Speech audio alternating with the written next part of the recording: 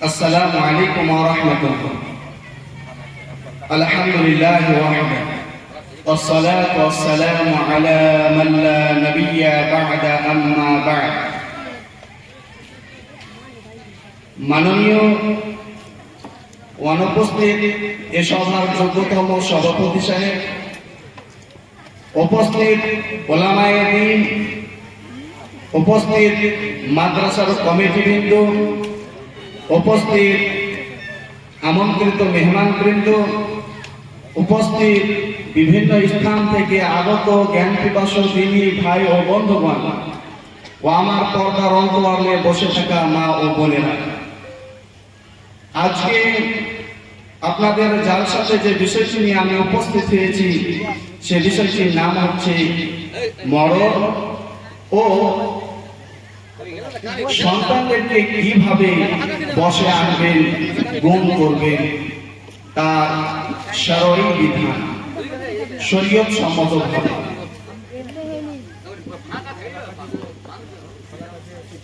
আল্লাহ তাআলার প্রশংসা করে আমরা কোনদিন শেষ করতে পারিনি, ভবিষ্যতেও পারব না।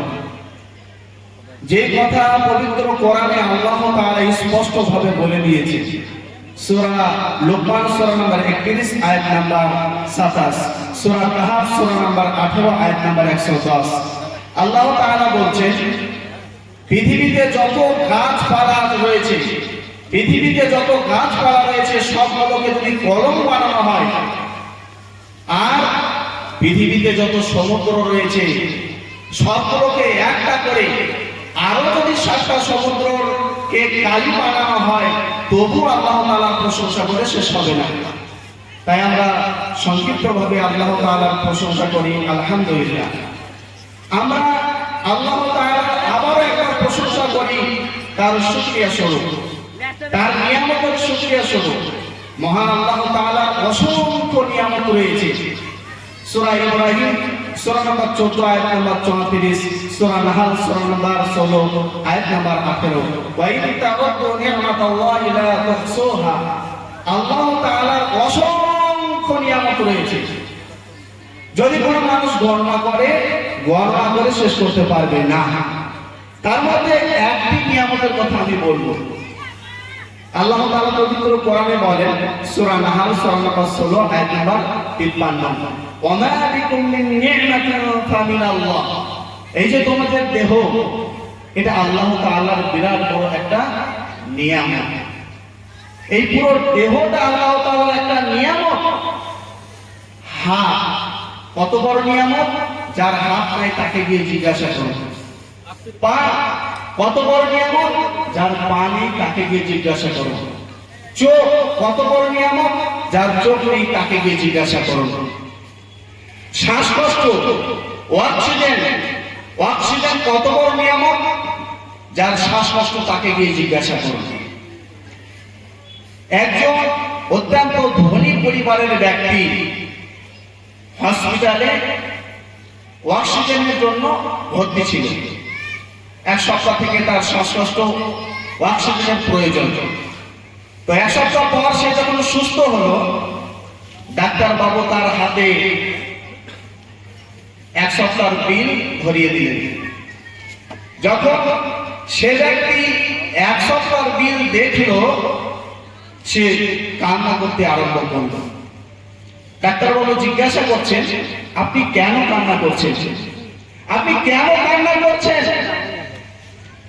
তো সেই ধনী ব্যক্তি বলল, আজকে আমার 70 বছর বয়স, আমি 1 সপ্তাহ অক্সিজেন গ্রহণ করলাম এই নার্সিং হোমে, তাই আমার বিল 5 লক্ষ টাকা। যেই মহান আল্লাহ তাআলা 70 বছর, যেই মহান আল্লাহ তাআলা 70 বছর ফ্রিতে আমাকে অক্সিজেন দিল, তার জন্য আমি কি করেছি? তাই মহান আল্লাহ তাআলার জন্য আবার শুকরিয়া আদায় করি এই নিয়ামতের জন্য, আলহামদুলিল্লাহ। এবার আসি উল্লেখিত বিষয়ের প্রতি। মরণ এমন একটি বিষয়, কোন মানুষের দ্বিমত নেই। ম্যান ইজ মর্টাল, মানুষ মরণশীল। পৃথিবীতে যদি কোনো মানুষ চিরঞ্জীব থাকতো তাহলে মুহাম্মদ সাল্লাল্লাহু আলাইহি ওয়াসাল্লাম থাকতেন। তিনি হলেন সৃষ্টির সেরা, তিনি মানব কুলের সর্বশ্রেষ্ঠ মানব। তারপরেও আল্লাহ তাআলা তাকে খেতাব করে বলছেন সূরা জুমার সূরা নম্বর 39 আয়াত নম্বর 30, ইন্নাকা মাইয়িতুন ওয়া ইন্নাহুম মাইয়িতুন। মুহাম্মদ সাল্লাল্লাহু আলাইহি ওয়াসাল্লাম, তোমার মরণ হবে এবং তাদেরও মরণ হবে। মহান আল্লাহ তাআলা তিনি আরো বলেন সূরা আলী ইমরান সূরা নম্বর 3 আয়াত নম্বর 185, কুল্লু নাফসিন যায়িকাতুল মাউত। প্রত্যেক আত্মাকে মৃত্যুর স্বাদ আস্বাদন গ্রহণ করতে হবে। মহান আল্লাহ তাআলা তিনি আরো বলেন ওমা কানা লিবাশারিন কাতকাল কুলব আফা ইন মিত্তা ফাহুমুল খালিদুন। মুহাম্মদ, আপনার মৃত্যু হবে আর তারা জীবিত থাকবে, এটা কোনোদিন হতে পারে না। কুল্লু নাফসিন যায়িকাতুল মাউত। প্রত্যেক মানুষকে, প্রত্যেক জীবকে মৃত্যুর স্বাদ আস্বাদন করতে হবে। সূরা আম্বিয়া সূরা নম্বর 21 আয়াত নম্বর 35-36। দেখুন মহান আল্লাহ তাআলা মরণ সম্পর্কে অসংখ্য আয়াত বলেছেন, যেমন সূরা কাসাস সূরা নম্বর 28 আয়াত নম্বর 88, সূরা রহমান সূরা নম্বর 55 আয়াত নম্বর 27 সেখানে বলা আছে কুল্লু মান আলাইহা ফান ওয়া ইয়াবকা ওয়াজহু রাব্বিকা যুল জালালি ওয়াল ইকরাম। পৃথিবীতে যা কিছু আছে ধ্বংসশীল মহান আল্লাহ তাআলা ব্যতীত। সূরা কাসাসের 88 নম্বর আয়াতে বলা আছে কুল্লু শাইইন হালিকুন ইল্লা ওয়াজহা। প্রত্যেক জিনিস ধ্বংসশীল মহান আল্লাহ তাআলা ব্যতীত। লাহুল হুকম, চূড়ান্ত সিদ্ধান্ত তারই হাতে। ওয়া ইলাইহি তুরজাউন, মানুষকে মরার পর তার দিকেই প্রত্যাবর্তন করতে হবে। দেখুন মানুষ মরণের ভয়ে পৃথিবীর যেই কোণাতে লুকিয়ে থাকুক না কেন তাকে মরণ গ্রাস করবেই করবে। মরণের হাত থেকে সে বাঁচতে পারবে না। মহান আল্লাহ তাআলা বলেন সূরা নিসা সূরা নম্বর 4 আয়াত নম্বর 78, সেখানে বলা আছে আইনামা তাকুনু ইদরিকুমুল মাউত ওয়ালাউ কুনতুম ফি বুরুজিন মুশাইয়াদা। মানুষেরা যেখানেই থাকুক না কেন মরণ তাদেরকে গ্রাস করবেই, যদিও তারা শক্তিশালী বাড়িতে অবস্থান করে, যদিও তারা সবচেয়ে মজবুত গৃহে অবস্থান করে, তারপরেও মরণের সাথে তার সাক্ষাৎ হবে। সূরা জুমআ সূরা নম্বর 62 আয়াত নম্বর 8 থেকে 10 আল্লাহ তাআলা বলেন কুল ইন্নাল মাউতাল্লাযী তাফিরুনা মিনহু ফাইন্নাহু মুলাকীকুম। মুহাম্মদ সাল্লাল্লাহু আলাইহি ওয়াসাল্লাম, আপনি বলে দিন তারা যে মরণ থেকে পালিয়ে যাচ্ছে মরণের সাথে তাদের সাক্ষাৎ হবেই হবে, এতে কোনো সন্দেহ নাই। মানুষের কাছে যখন মরণ আসে সে তৎক্ষণাৎ বুঝতে পারে, মানুষের কাছে যখন মরণ আসে সে তৎক্ষণাৎ বুঝতে পারে আমি জান্নাতি না জাহান্নামী। কিভাবে? পবিত্র কোরআনে আল্লাহ তাআলা বলেছেন সূরা ফাজর সূরা নম্বর 89 আয়াত নম্বর 27, সেখানে বলা আছে যদি জান্নাতি ব্যক্তি হয়, ভালো মানুষ হয়, তাকে আহ্বান জানানো হবে ইয়া আইয়াতুহান নাফসুল মুতমাইন্নাহ, হে পবিত্র আত্মা, ইরজিই ইলা রাব্বিকি রাদিয়াতান মারদিয়াহ, তুমি তোমার প্রভুর দিকে চলো যিনি তোমার প্রতি খুশি এবং তুমিও তার প্রতি রাজি। এই বাক্য দ্বারা যদি জান্নাতি ব্যক্তি হয়, ভালো মানুষ হয়, তাকে আহ্বান জানানো হবে। তখন সে আনন্দতে উল্লাস হয়ে যাবে, অত্যন্ত আনন্দিত হবে সে। আর যদি জাহান্নামী হয়, যদি খারাপ মানুষ হয়, তাহলে কি হবে? সূরা আনআম সূরা নম্বর 6 আয়াত নম্বর 93 সেখানে বলা আছে ওয়াল মালাইকাতু বাসিতু আইদিহিম আখরিজু আনফুসাকুম আল ইয়াওমা তুজজাউনা আযাবাল হুন। তোমাদের আত্মা বের করো, তোমাদের আত্মা বের করো, আজকে তোমাদেরকে কঠিন শাস্তি দেওয়া হবে, আজ থেকে তোমাদের আযাব শুরু। তখন সে আত্মা বের করতে চাইবে না, সে মরতে চাইবে না। তখন ফেরেশতারা কি করবে? পবিত্র কোরআনে আল্লাহ তাআলা বলেন, ইয়াদরিকুনা উজুহাহুম ওয়া আদবারাহুম, তাদের মুখে মারবে। ফেরেশতারা সেসব পাপাচার বান্দাদের মুখে আঘাত করবে, পিঠে আঘাত করবে, তারপরে জোরপূর্বক তার জান বের করে নিয়ে যাবে। সেই সময়ে যারা পাপাচার বান্দা, যারা গুনাহগার বান্দা, তারা বলবে, রব্বির জিউনি, আল্লাহ একটিবারের জন্য আমাকে সময় দেন, একটিবারের জন্য আমাকে সময় দেন। সূরা মুমিনুন সূরা নম্বর 23 আয়াত নম্বর 99 থেকে 100 সেখানে বলা আছে, যখন পাপাচার বান্দার কাছে মালাকুল মউত আসে, তখন সেই পাপাচার বান্দা বলে, সে গুনাহগার বান্দা বলে, ক্বালা রব্বির জিউনি, আল্লাহ আমাকে একটু সময় দেন, লাআল্লি আ'মালু সালিহান, আমি নেক আমল করব। সূরা মুনাফিকুন সূরা নম্বর 63 আয়াত নম্বর 9 থেকে 10 সেখানে বলা আছে, যখন বড়লোক মানুষের কাছে মৃত্যু আসে, মালাকুল মউত আসবে, যে যাকাত দিত না, দান করত না, যখন তার কাছে মরণ আসবে, তখন সে বলবে, আল্লাহ লাউলা আখখারতানি ইলা আজালিন করিব, আল্লাহ একটু যদি আমাকে সময় দিতেন, একটু সময় দেন আল্লাহ, ফাসাদদাকা ওয়া আকুম মিনাস সালিহিন, আমি দান করব, আমি যাকাত দিব, আমি ঈমানদার হয়ে যাব। আল্লাহ তাআলা বলছেন কাল্লা, অন্য আয়াতে বলছেন কাল্লা, অসম্ভব, তোমাকে টাইম দেওয়া যাবে না। ওয়ালিকুল্লি উম্মাতিন আজাল, প্রত্যেকটি মানুষের নির্ধারিত টাইম রয়েছে। ফাইদা জা আজালুহুম লা ইস্তাখিরুনা সাআতাও ওয়া লা ইস্তাকদিমুন, মৃত্যু চলে আসলে এক সেকেন্ড এদিকেও হবে না, এক সেকেন্ড এদিকেও হবে না, মানে কম বেশি হবে না, নির্ধারিত টাইমের মধ্যেই মৃত্যু ঘটবে। মহান আল্লাহ তাআলা বলছেন সূরা লুকমান সূরা নম্বর 31 আয়াত নম্বর 34, ওয়ামা তাদরি নাফসুন বিআইয়ি আরদিন তামুত, কোন মানুষ জানে না, কোন মানুষ জানে না আমার কখন মৃত্যু ঘটবে, আমার কখন মরণ আসবে, কোন নির্ধারিত টাইম আছে কি? নাই, যে কোনো মুহূর্তে আমার মৃত্যু চলে আসতে পারে। ওই জন্যে সদা সর্বদা আমাদেরকে পরকালের জন্য ভাবতে হবে।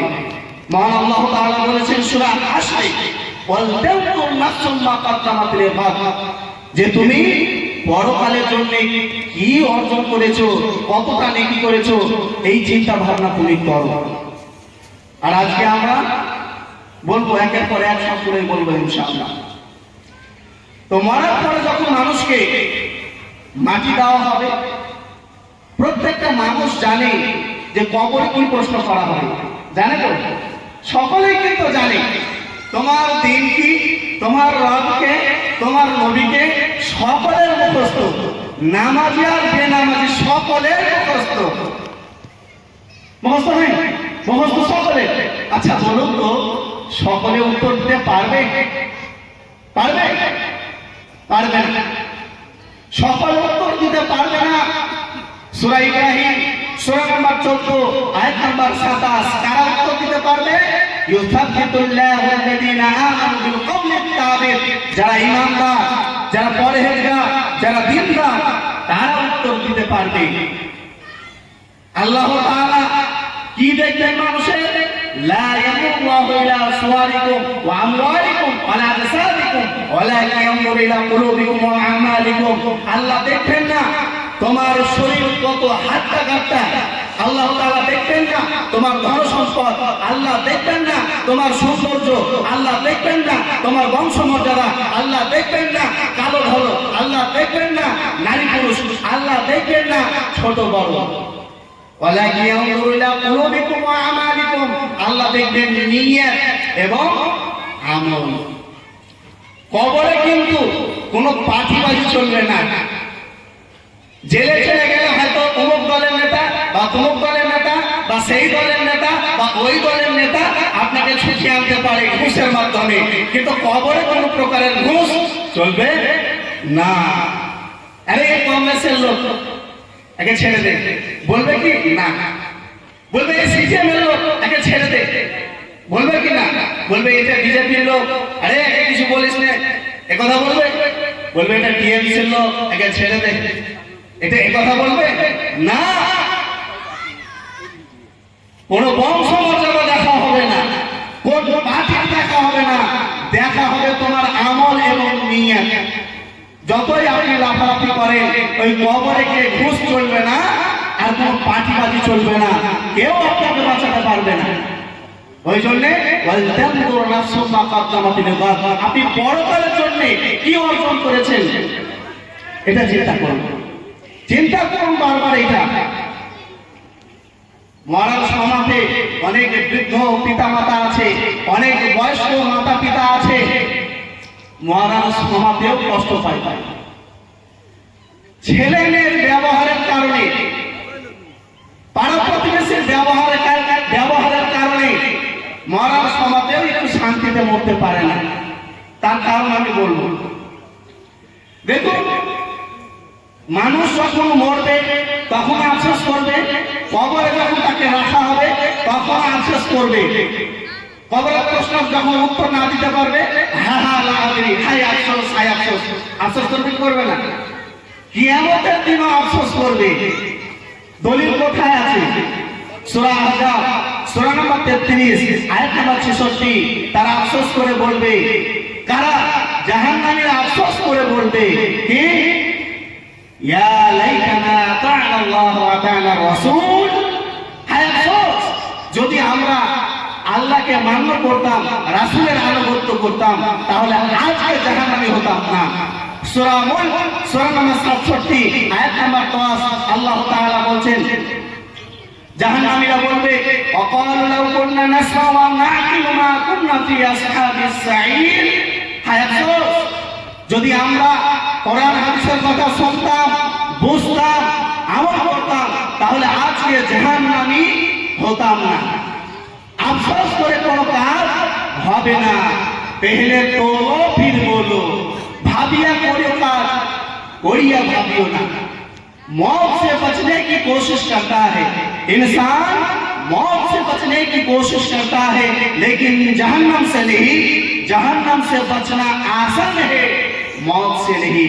মানুষ মরণ থেকে বাঁচার জন্য কত চেষ্টা করছে, এই ডাক্তার সেই ডাক্তার, অমুক ভেলোর আর কেরালা আর অমুক নীলরতন ছুটছে, তাই না, বাঁচার জন্য। অথচ মরণ হবে, মরণ থেকে কেউ বাঁচতে পারেনি। আর জাহান্নাম থেকে বাঁচা অতীব সহজ, কিন্তু জাহান্নাম থেকে কোনো মানুষ বাঁচতে চাহে না, চেষ্টাও করে না। যা হবে দেখা যাবে। মরণের সময় পিতা মাতা কষ্ট পায় কিভাবে দেখেন। 8টা-10টা ছেলের মা বাপ মরছে, ওষুধ কিনতে পারি না। যখন মা বাপের কাছে যখন 10টা সন্তান ছিল, 12টা সন্তান ছিল, তখন তাদের কাছে ভারী হয়নি, মা বাপের কাছে সন্তান ভারী হয়নি। আর যখন মা বাপ বৃদ্ধ হয়ে গিয়েছে, বৃদ্ধ অবস্থায় উপনীত হয়েছে, তখন 12টা সন্তানের কাছে মা বাপ ভারী। ওষুধ কিনে দেওয়ার টাকা নেই, যে ভালো ডাক্তার দেখানোর টাকা নেই, আফসোসে আফসোস করে টেনশন করে করে অকালে জানটা যায়। কারণটা কি? এই যে মা বাপকে দেখছে না, তার কারণটা কি বলবো, অল্প টাইমের মধ্যেই বলবো ইনশাআল্লাহ। দেখুন, আল্লামা এমন একজন ব্যক্তি কোনদিন সে তাহাজ্জুদ ছাড়েনি। এমনি নামাজ তো দূরের কথা, কোনদিন তাহাজ্জুদের নামাজ ছুটেনি। এত পরহেজগার বান্দা, কোনদিন ফরজ নামাজ তার ছুটেনি। জীবনে কোনদিন মানুষকে কষ্ট দিয়ে কথা বলেনি। সে যখন মৃত্যু শয্যায়, তার মুখ দিয়ে কিন্তু লা ইলাহা ইল্লাল্লাহ বের হচ্ছে না। সে যখন মরবে এরকম ভাব, মরণকালে লা ইলাহা ইল্লাল্লাহ পাঠ করছে, তো মুখ দিয়ে বের হচ্ছে না। সাহাবায়ে কেরাম দেখে অবাক, এত বড় পরহেজগার বান্দা, এত বড় দিনদার বান্দা, তারপরে এই অবস্থা কি ব্যাপার? আল্লাহ নবীকে জানানো হলো। আল্লাহ নবী তার মাকে ডাকতে বললেন, আলকামার মা, আলকামা কেমন ছেলে? তখন আলকামার মা বলল, আল্লাহ নবী, আলকামা খুব ভালো ছেলে, পরহেজগার, দিনদার, তাহাজ্জুদ পড়ে, অপর রোজা রাখে, মানুষের সাথে ভালো ব্যবহার আচরণ করে, আমার সাথেও ভালো ব্যবহার আচরণ করে। তবে একদিন আমাকে একটু কষ্ট দিয়েছিল, জীবনে একদিন আমাকে একটু কষ্ট দিয়েছিল, ওই কষ্টটা কিন্তু আমি ভুলতে পারি না। আল্লাহ নবী বললেন, তুমি যদি মাফ না করো, আলকামা লা ইলাহা ইল্লাল্লাহ পাঠ করতে পারবে না। তখন তার মা বলল, আল্লাহ নবী, আমি খুব কষ্ট পেয়েছি, মাফ করতে পারবো না। আল্লাহ নবী বললেন যে তোমরা লোককে জড়ো করো, তোমরা কাঠি জড়ো করো, আলকামাকে জ্যান্ত জ্বালিয়ে দিও। হাজার হোক মায়ের মন, হাজার হোক মায়ের মন। আল্লাহ নবীকে বলছেন আলকামার মা, আল্লাহ নবী দোহাই লাগে আপনার, আমার সন্তানকে পুরাবেন না, আমি অন্তর থেকে তাকে মাফ করে দিলাম। সঙ্গে সঙ্গে আলকামার মুখ থেকে বের হলো লা ইলাহা ইল্লাল্লাহ, আল্লাহু আকবার। হাদিসের মান মুসনাদে আহমদের হাদিস, মানগতভাবে হাদিস সনদ দুর্বল, তবে সহিহ হাদিস আছে। জুরায়েদের ঘটনা সকলের জানা। জুরায়েদ নফল নামাজ পড়তে দাঁড়াচ্ছে, আর তার মা ডাকছে, জুরায়েদ, জুরায়েদ তুমি শুনো। তো জুরায়েদ কি করলো? নামাজ পড়তে আছে, নফল নামাজ, আর মার কথা মানা ফরজ। তো ফরজ বাদ দিয়ে নফল নিয়ে ব্যস্ত। তো জুরায়েদের মা দোয়া করে দিল, আল্লাহুম্মা লা তুমিতুহু, আল্লাহ তুমি তাকে মরণ দিও না যতক্ষণ পর্যন্ত সে নষ্টা মহিলার মুখ না দেখে। তৎক্ষণাৎ একবারে বদদোয়া লাগে। সহিহ বুখারীর হাদিস, সহিহ বুখারীর 3436 নম্বর হাদিসের কথা বলা আছে, মা বাপের দোয়া কারেন্টের মতন কবুল হয়। দলিল সুনানে তিরমিজি প্রথম নম্বর খণ্ডের 1905 নম্বর হাদিস, 3 শ্রেণীর মানুষের দোয়া কারেন্টের মতন কবুল হয়। নাম্বার 1, দাওয়াতুল ওয়ালিদাইন, পিতা মাতার দোয়া আলা ওয়ালাদিহিমা, সন্তানের বিরুদ্ধে পিতা মাতার দোয়া কারেন্টের মতন কবুল হয়।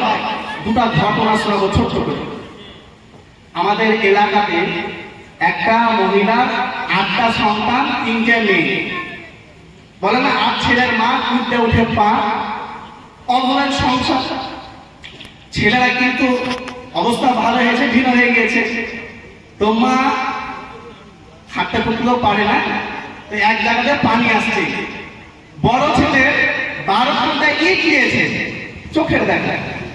তো 12 ঘন্টা ইট নিয়ে এসছে, দিয়ে ওই জায়গাটাতে দিয়েছে, যে জায়গাটাতে পানি ঘরের ভিতরে ভিজে গেছে। যখন বড় ছেলে কাজ করে বাড়ি ফিরেছে, বাড়ির বহু লাগিয়ে দিল, তোমার 12খানি ইট লাগিয়ে দিয়েছে, তোমার 12খানি ইট লাগিয়ে দিয়েছে। কয়েকবার বলার পর মাথা বড়, হাতে ছিল লকড়ি, মাকে ভাড়া ভাত দিয়ে দিল। 12খানি ফেলে গেছে।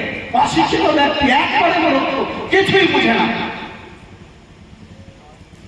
চিন্তা করে দেখেছেন তো, একবার জীবনে কষ্ট দেওয়ার কারণে তার মুখ দিয়ে কালেমা বের হচ্ছে না, তাহলে মাকে মারার পরে সে কিভাবে জান্নাতে যেতে পারে? অথচ আল্লাহ নবী বলেছেন সুনান ইবনে মাজাহ 3662 নম্বর হাদিস, হুমা জান্নাত ওয়া নার, পিতামাতা হচ্ছে জান্নাত আর পিতামাতাই হচ্ছে জাহান্নাম। সুনান তিরমিজি প্রথম নম্বর খণ্ডের 1900 নম্বর হাদিস, সেখানে বলা আছে, রিদাল রাব্বি ফি রিদাল ওয়ালিদি ওয়া সাখাতুর রাব্বি ফি সাখাতিল ওয়ালিদি। পিতামাতা অসন্তুষ্ট হলে আল্লাহ তাআলা অসন্তুষ্ট হন, পিতামাতা রাজি হলে আল্লাহ রাজি হন। মা সঙ্গে সঙ্গে বদদোয়া করে দিল, মা সঙ্গে সঙ্গে বদদোয়া করে দিল, আল্লাহ তুমি তার বিচার চাও। অসুস্থ হয়ে গেল, বড় ছেলে অসুস্থ, বিভিন্ন প্রকারের ডাক্তার আছে, কোনোতে কিছু কাজ হয় না। চোখের দেখা বলে আমি বলছি। অবশেষে তার বৌমা বুঝতে পারলো, বলছে মা আপনার সন্তানকে ক্ষমা করে দিন। বারবার বলার পরে হাজার হোক মা, মা মাফ করে দিল। আর মাফ করা মাফ করে মনে হচ্ছে সে অসুস্থই ছিল না, মনে হচ্ছে সে অসুস্থই ছিল না। চিন্তা করার বিষয়। হ্যাঁ, দেখেন মা বাবার দোয়া কারেন্টের মতন কবুল হচ্ছে কিনা। দেখেন হাদিস কি মিথ্যা হবে? ভালো হয়ে গেল, ওই বড় সন্তান একে এমন অসুখ হয়ে গেছিল, কোনো রোগ ধরা পড়ে না। আর মা যখন তাকে মাফ করে দিল, তখন আবার একেবারে সুস্থ। এই হলো অবস্থা। বিধবা বলতে এক অ্যাডভোকেট তিনি বলছিলেন, এক ব্যক্তি গাড়ি অ্যাক্সিডেন্টে মারা গিয়েছে। তার স্ত্রী ছোট বাচ্চা নিয়ে লোকের বাড়িতে কাজ করে ওই সন্তানকে মানুষ করে। একদিনকে কোলে নিয়ে ওই বাচ্চাকে ভাত খাচ্ছে মা, আর ভাতে মুখে দিল ওই ছোট বাচ্চা। ওই মুখযুক্ত ভাত, এই মুখযুক্ত ভাত মা খেলো, আর যে সাইডে মুখ লাগেনি ওই সাইডের ভাত সন্তানকে খাওয়ানো। মানুষ করতে করতে করতে করতে এক পর্যায়ে তাকে এমবিবিএস ডাক্তার বানিয়ে দিল। ডাক্তার বানানোর পর বিবাহ শাদী হলো, আল্লাহ তাআলা সচ্ছলতা দিল। গরিব ছিল, বড়লোক আল্লাহ বানিয়ে দিলেন। এই ঈদের সময়তে বাজার যাচ্ছে, বলছে মা তোমার জন্য কি আনবো বলো। বলছে বাবা আমি তো বয়স্ক হয়ে গেলাম, আমার কিছু প্রয়োজন নেই, দুটা কমলা লেবু আনলেই হবে। ঠিক আছে মা, তোমার জন্য কমলা লেবু নিয়ে আসা। প্রায় 50-60 হাজার টাকার বাজার স্বামী স্ত্রী করে নিয়ে এলো। কমলা লেবু আনতে ভুলে গেছে। মা বলছে খোকা তুমি কমলা লেবু এনেছো? তখন খোকা বললো মা আমি আনতে ভুলে গেছি, আমি কালকে এনে দেবো। আগামীকাল মা জিজ্ঞাসা করছে খোকা তুমি কমলা লেবু এনেছো? মা আমি আজকেও ভুলে গেছি। এইরকম ভাবে 3 দিন 4 দিন পর বাড়ির পাশেই ছিল পিসির বাড়ি। মেয়েদের সাথে কথা হয়, কথায় কথায় উঠলো, আর জানো বাবু আমার খোকার কাছে দুদিন থেকে কমলা লেবু খেতে চেয়েছি, তো এনে দেবে। আমি তাহলে এনে দিচ্ছি। যে না না আমার খোকা কষ্ট পাবে, তুমি এনে দিও না। এই কথা কিন্তু বাড়ির বৌমা শুনে ফেলে, বাড়ির বহু কিন্তু এই কথা শুনে ফেলেছে। শোনার পরে ডাক্তার বাবু খোকা এসেছে চেম্বার থেকে, আসার পর ডিস চেঞ্জ করেনি, চেঞ্জ করার আগেই বলছে আর জানো তোমার মা গোটা এলাকাতে তোমার নামে গিল্লা করে বেড়াচ্ছে, তোমার নামে বদনাম করে বেড়াচ্ছে, জানেন তো মেয়ে ছেলেরা একটু হবে আর এতক্ষণে করে দেখাবে। তো তার মাথা মানে পায়ের আপনার মাথায় উঠে গেছে, আর গিয়ে মাকে ভ্যাট করে একলা জামা তুমি আমার নামে গিবত করে বেড়াচ্ছ, গিল্লা করে বেড়াচ্ছ। তখন মা তাকে বদদোয়া দিল, যার খেলাম মুঠের ভাত, ওই যে ছোট অবস্থাতে ভাত খাওয়া ছাড়তে মুঠে দিল না, যার খেলাম মুঠের ভাত আজ তারই খেলাম পায়ের ভাত, আল্লাহ তুমি বিচার করো। 1 সেকেন্ডও হয়নি, সঙ্গে সঙ্গে সে অসুস্থ। বিভিন্ন প্রকারের ডাক্তার আসে যায়, কোন প্রকারের রোগ খুঁজে পায় না। আশ্চর্য একবার বাড়ির বৌমা বুঝে ফেলেছে মার বদদোয়া লেগে গেছে, মার কাছে শাশুড়ির কাছে বলছে মা ক্ষমা করে দেন, আপনার সন্তানকে ক্ষমা করে দেন। তো ক্ষমা করার আগেই সে মারা গেল, ক্ষমা করার আগেই সন্তান মারা গেল। আমি বলতে চাই এই আজকে পিতা মাতার সাথে এরকম অসৎ ব্যবহার কেন হচ্ছে? এক পর্যায়ে দেখতে গেলে পিতা মাতার দোষ আছে। কেমন দোষ? আল্লাহ বলেছেন পিতা মাতার দায়িত্ব হচ্ছে সন্তানকে আদব কায়দা শেখানো, পিতা মাতার দায়িত্ব হচ্ছে তাকে ইসলামিক শিক্ষায় শিক্ষিত করা। 20 বছর 15 বছর স্কুলে পড়াতে পারছে, কোনো সমস্যা নাই। সপ্তাহে 500 টাকা করে টিউশন পড়াতে পারছে, মাসে 1500-2000 করে জেনারেল লাইন পড়াতে পারছে, আর মাত্র 2 বছরে 1 বছর বিনি পয়সাতে মুরগি সাহেবের কাছে পড়ানো তাই নাই। দেখেন সন্তানকে কিভাবে গুণ করবেন, সন্তান কিভাবে আপনার তাবে হবে। 5টি তার মাধ্যম হচ্ছে। নাম্বার 1 ঈমান। আজ থেকেই সন্তানের অন্তরে ঈমান জাগিয়ে তুলুন। ঈমান কি জিনিস? যার ব্যাপারে আল্লাহ নবী 13 বছর শুধু ঈমানের দাওয়াত দিয়েছেন। ঈমান কি জিনিস? ছোট্ট একটা উদাহরণ দিলে বুঝতে পারবেন। ঈমান হচ্ছে ব্রেকের ন্যায়। ব্রেক, যে কোনো গাড়িকে নিয়ন্ত্রণ করতে গেলে ব্রেকের প্রয়োজন। মোটর সাইকেল বলেন, চার চাকা বলেন, রেল গাড়ি বলেন, এমনকি সাইকেলকে নিয়ন্ত্রণে রাখতে গেলে ব্রেকের প্রয়োজন। ব্রেকের প্রয়োজন না? প্রয়োজন। ঠিক অনুরূপ ভাবে মানুষের দেহকে কন্ট্রোলে রাখতে গেলে, মানুষের দেহকে কন্ট্রোলে রাখতে গেলে তারও ব্রেকের প্রয়োজন। মানুষের ব্রেক কি? মানুষের ব্রেক কই, কি জিনিস? এই ঈমান হচ্ছে মানুষের ব্রেক। এই ঈমান হচ্ছে মানুষের ব্রেক। এই রমজান মাসে ঘরের ভিতরে শিকড়ি লাগিয়ে খাবার খেতে পারেন কি পারেন না? কেউ দেখতে পাবে? কেন খান না জি? কেন খান না? এই ঈমান আপনাকে বাধা দেয়। এই ঈমান আপনাকে বাধা দেয়। এই জেনা হারাম, মদ হারাম, জুয়া হারাম, কিসে বাধা দিবে আপনাকে? এই ঈমানে। আপনি কেন খেলেন না? হ্যাঁ, আপনি কেন খেলেন না? সর্বপ্রথম সন্তানের অন্তরে ঈমানকে প্রবেশ করান, তাহলে সে জানবে পিতামাতার সাথে অন্যায় কথা বলা যাবে না। পিতামাতার সাথে অন্যায় কথা বলতে গেলে ঈমানে তাকে বাধা দিবে যে না, এটা অন্যায় বলা যাবে না, ঈমানে বাধা দিবে। নাম্বার 2, শিক্ষা, আল্লাহর ভয়, খাশিয়াতে ইলাহি। দেখুন আল্লাহ তাআলা বলেছেন সূরা মাআদা সূরা নাম্বার 13 আয়াত নাম্বার 19, সূরা জুমা সূরা নাম্বার 39 আয়াত নাম্বার 9, ইন্নামা ইয়াতাযাক্কারু উলুল আলবাব। যারা শিক্ষিত ব্যক্তি তারা অল্পতেই বুঝে, তারা অল্পতেই মেনে নেয়। আর যারা মূর্খ তারা অল্পতেই বুঝে না, আর তারা মানার চেষ্টাও করে না। শুনলাম আল্লাহ তাআলা বলেছেন সূরা ফাতির সূরা নাম্বার 35 আয়াত নাম্বার 28, ইন্নামা ইয়াখশাল্লাহ মিন ইবাদিহিল উলামা। সবচাইতে যারা আল্লাহকে বেশি ভয় করে তারা কারা? তারা কারা? তারা হচ্ছে জ্ঞানী ব্যক্তি, তারা হচ্ছে শিক্ষিত ব্যক্তি। শিক্ষা কি জিনিস? শিক্ষা যার যত বেশি তার তত ভয় বেশি আল্লাহর প্রতি। ভয় কি জিনিস? ছোট্ট একটা উদাহরণ দিব। ভয় হচ্ছে সিসি ক্যামেরার ন্যায়। ভয় হচ্ছে সিসি ক্যামেরার ন্যায়। আচ্ছা বলুন তো, এই টেবিলে যদি 5 লাখ টাকা রাখা থাকে, একটা টেবিলে 5 লাখ টাকা রাখা আছে আর চারি সাইডে সিসি ক্যামেরা লাগানো আছে, কোন চোরে এই টাকা চুরি করবে? করবে? একটা টেবিলে 5 লাখ টাকা রাখা আছে আর চারি সাইডে সিসি ক্যামেরা লাগানো আছে, কোন চোরে এই টাকা চুরি করবে? করবে না। কেন করবে না? চুরি করলেই ধরা পড়বে, চুরি করলেই ধরা পড়বে।